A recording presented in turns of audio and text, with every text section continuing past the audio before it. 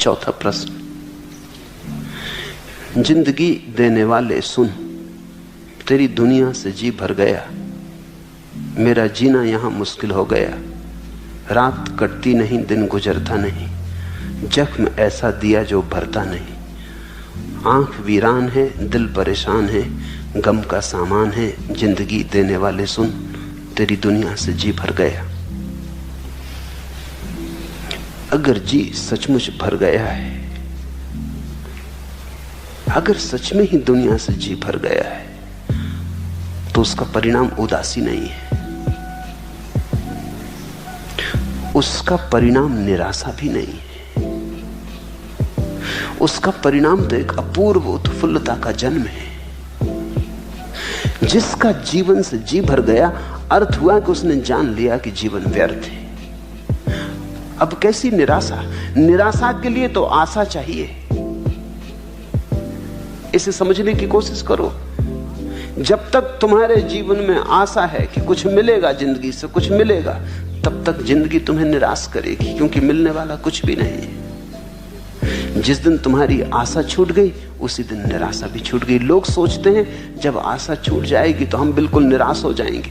आशा छूट गई फिर तो निराश होने का उपाय ही नहीं, क्योंकि आशा निराशा साथ ही विदा हो जाते हैं। आशा की छाया है निराशा। जितनी तुम आशा करोगे उतनी निराशा पलेगी, उतने ही तुम हारोगे। जीतना चाहा तो ही हार सकते हो। लाओ त्सु कहता है मुझे कोई हरा नहीं सकता, क्योंकि मैं जीतना चाहता ही नहीं। कैसे हराओगे उस आदमी को जो जीतना चाहता ही नहीं? लाओ त्सु कहता है मैं हारा ही हुआ हूं, मुझे तुम हराओगे कैसे? जिस आदमी को जीतने की आकांक्षा है वो हारेगा, और जितनी ज्यादा आकांक्षा उतना ज्यादा हारेगा। जो आदमी धनी होना चाहता है वो निर्धन रहेगा, और जितना ज्यादा धनी होना चाहता उतना निर्धन रहेगा, क्योंकि उसकी धन की अपेक्षा कभी भी भर नहीं सकती। जितना मिलेगा वो छोटा मालूम पड़ेगा, ओछा मालूम पड़ेगा। उसकी आकांक्षा का पात्र तो बड़ा है, उस पात्र में सभी जो मिलेगा खो जाएगा। इस सूत्र को ख्याल में लेना। तुम्हारी आशा निराशा की जन्मदात्री है। तुम्हारी आकांक्षा तुम्हारी विफलता का सूत्र आधार है। तुम्हारी मांग तुम्हारे जीवन का विषाद है। अगर सच में ही जीवन से जी भर गया, लगता नहीं। जिंदगी देने वाले सुन, तेरी दुनिया से जी भर गया। अभी भरा नहीं, थक गए होगे। आशाएं पूरी नहीं हुई, लेकिन आशाएं समाप्त नहीं हो गई। जिसको तुम जीवन से जी भर जाना कहते हो वो विषाद की अवस्था है। तुम जो चाहते थे वो नहीं हुआ, इसलिए ऊब गए हो। लेकिन अगर अभी परमात्मा कहे कि हो सकता है, तुम फिर दौड़ पड़ोगे। अगर कोई तुम्हें फिर से कह दे कि दौड़ जाओ, अभी मिल जाएगा, बस पास ही है, तुम फिर चल पड़ोगे। फिर आशा का दिया जलने लगेगा। ये तुम्हारी हार है, समझ नहीं। ये तुम्हारी पराजय है, लेकिन बोध नहीं। और पराजय को बोध मत समझ लेना। पराजित आदमी बैठ जाता थक के, लेकिन गहरे में तो अभी भी सोचता रहता है, मिल जाता, शायद कुछ और उपाय कर लेता, शायद कोई और ढंग होगा खोजने का। मैंने शायद गलत ढंग से खोजा, ठीक ना खोजा, या मैंने पूरी ताकत ना लगाई खोजने में। तुम कितनी ही ताकत लगाओ, संसार में हार सुनिश्चित है। संसार में जीत होती नहीं। मैंने सुना है एक महिला एक दुकान पर बच्चों के खिलौने खरीद रही। एक खिलौने को वो जमाने की कोशिश कर रही, जो टुकड़े टुकड़े में है और जमाया जाता है। तो उसने बहुत कोशिश की, उसके पति ने भी बहुत कोशिश की, लेकिन वो जमता ही नहीं। आखिर उसने दुकानदार से पूछा कि सुनो, 5 साल के बच्चे के लिए हम ये खिलौने खरीद रहे हैं, न मैं इसको जमा पाती हूं, न मेरे पति जमा पाते हैं। मेरे पति गणित के प्रोफेसर हैं, अब और कौन इसको जमा पाएगा? मेरा 5 साल का बच्चा इसको कैसे जमाएगा? उस दुकानदार ने कहा, सुने, परेशान ना हो, ये खिलौना जमाने के लिए बनाया ही नहीं गया। ये तो बच्चे के लिए एक शिक्षण है कि दुनिया भी ऐसी ही है, कितनी जमाओ, जमती नहीं। ये तो बच्चा अभी से सीख ले जीवन का एक सत्य। इसको जमाने की कोशिश करेगा बच्चा, 1000 कोशिश करेगा, मगर ये जमाने के लिए बने नहीं गए, ये जम सकते ही नहीं। ये इसमें तुम चूकते ही जाओगे, इसमें हार निश्चित है। संसार एक प्रशिक्षण है, ये जमने को है नहीं, ये कभी जमा नहीं। ये सिकंदर से नहीं जमा, ये नेपोलियन से नहीं जमा, ये तुमसे भी जमने वाला नहीं है, ये किसी से कभी नहीं जमा। अगर ये जम ही जाता तो बुद्ध और महावीर छोड़ के ना हट जाते, उन्होंने जमा लिया होता। बुद्ध महावीरों से नहीं जमा, तुमसे नहीं जमेगा, ये जमने को है ही नहीं। ये बनाया ही इस ढंग से गया है कि इसमें हार सुनिश्चित है, विषाद निश्चित है। ये जागने को बनाया गया है कि तुम देख देख के हार हार के जागो। एक दिन जिस दिन तुम जाग जाओगे, तुम्हें यह समझ आ जाएगी कि ये जमता ही नहीं कि मेरे उपाय में कोई कमी, नहीं कि मैंने मेहनत कम की, नहीं कि मैं बुद्धिमान पूरा न था, नहीं कि मैं थोड़ा कम दौड़ा, अगर थोड़ा और दौड़ता तो पहुंच जाता। जिस दिन तुम समझोगे ये जमने को बना ही नहीं, उस दिन विषाद मिट जाएगा। उस दिन सब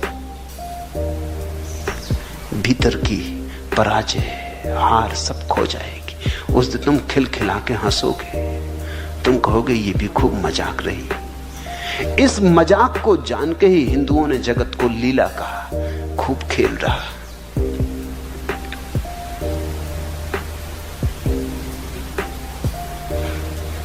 इस संसार से तुम जब तक अपेक्षा रखे हो तब तक बेचैनी है। ए दिले मर्ग आसना, खत का जवाब सुन लिया, और तू बेकरार हो, और तू इंतजार कर।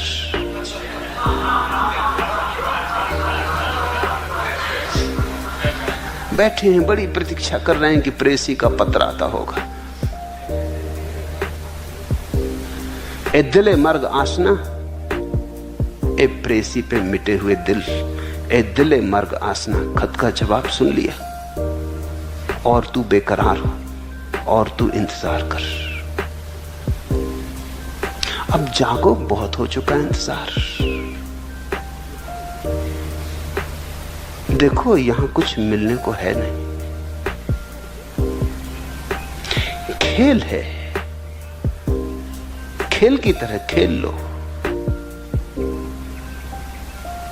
इसमें भटक मत जाओ, इसको अति गंभीरता से मत लो।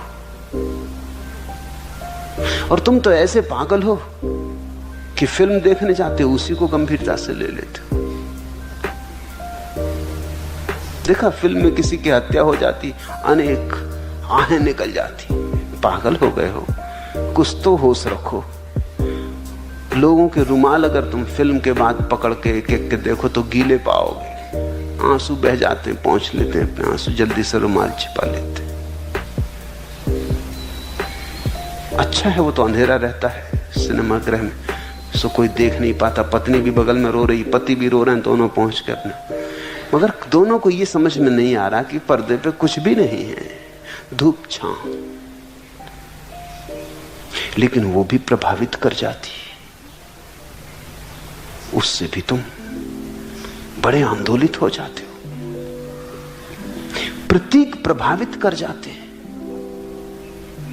शब्द प्रभावित कर जाते हैं। तो स्वाभाविक है कि ये जीवन जो चारों तरफ फैला है, इतना विराट मंच, इसमें अगर तुम भटक जाओ तो कुछ आश्चर्य नहीं। तुम होश में नहीं हो, तुम मूर्छित हो। जिंदगी देने वाले सुन, तेरी दुनिया से जी भर गया, मेरा जीना यहां मुश्किल हो गया। मुश्किल, इसका मतलब है कि अभी भी अपेक्षा बनी, नहीं तो क्या मुश्किल है? मुश्किल का मतलब है अभी भी तुम चाहते हो कुछ सुविधा हो जाती, कुछ सफलता मिल जाती, कुछ तो राहत दे देते। एकदम हार ही हार तो मत दिलाए चले जाओ, कुछ बहाना तो, कुछ निमित्त तो रहे जीने का। रात कटती नहीं, दिन गुजरता नहीं, जख्म ऐसा दिया जो भरता नहीं। फिर से गौर से देखो, क्योंकि जानने वालों ने तो कहा कि जगत माया है, इससे जख्म तो हो ही नहीं सकता। ये तो ऐसा ही है, अष्टावक्र बार बार कहते, जैसे रज्जु में सर्प। जैसे कोई आदमी अंधेरे में देख के रस्सी और भाग खड़ा हो कि सांप है, भागने में पसीना पसीना हो जाए, छाती धड़कने लगे, हृदय का दौड़ा पड़ने लगे, और कोई दिया ले आए और कहे कि पागल जरा देख भी तो, वहां ना कुछ भागने को है ना कुछ भयभीत होने को है, रस्सी पड़ी है।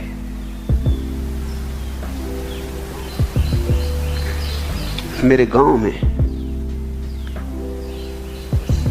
एक कबीरपंथी साधु थे।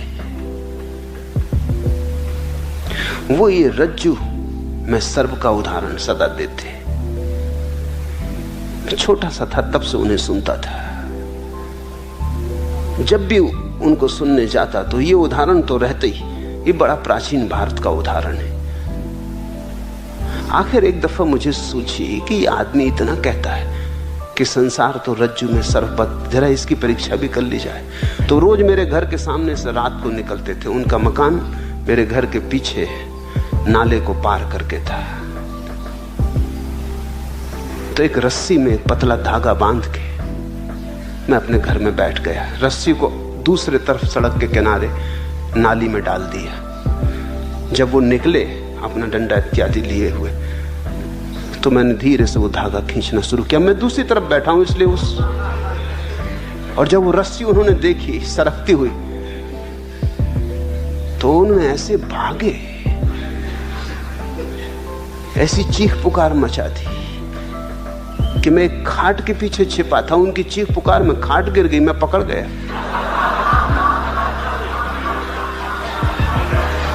बहुत डांट पड़ी कि ये बात ठीक नहीं है, एक बूढ़े आदमी के साथ ऐसा मजाक करना। पर मैंने कहा ये मजाक उन्हीं ने सुझाया है। मैं थक गया सुनते सुनते, रज्जु में सर्पवत, रज्जु में सर्पवत। तो मैंने सोचा कि कम से कम ये तो ना घबराएंगे, ये तो पहचान लेंगे कि रस्सी है। ये भी चूक गए तो औरों का क्या कहना। ये संसार प्रतीत होता, भासमान होता, और भासमान ऐसा होता कि लगता है सच है, लेकिन तुम एक दिन नहीं थे और एक दिन फिर नहीं हो जाओगे। ये जो बीच का थोड़ी देर का खेल है, ये एक दिन सपने जैसा विलीन हो जाएगा। पीछे लौट के देखो, तुम 30 साल जी लिए, 40 साल जी लिए, 50 साल जी लिए। ये जो 50 साल तुम जिए, आज क्या तुम पक्का निर्णय कर सकते हो कि सपने में देखे थे 50 साल या असली जिए थे? अब तो सिर्फ स्मृति रह गई। स्मृति तो सपने की भी रह जाती है। आज तुम्हारे पास क्या उपाय है ये जांच करने का कि जो 50 साल मैंने जिए, ये वस्तुतः में जिया था, वस्तुतः या एक सपने में देखी कथा है? बड़ी मुश्किल में पड़ जाओगे। बड़ा चित्त बेचैन हो जाएगा अगर सोचने बैठोगे। अगर इस पे ध्यान करोगे तो बड़े बेचैन पसीने पसीने हो जाओगे, क्योंकि तुम पकड़ न पाओगे सूत्र की कैसे सिद्ध करें कि जो मैंने सोचता हूं कि देखा, वो सच में देखा था।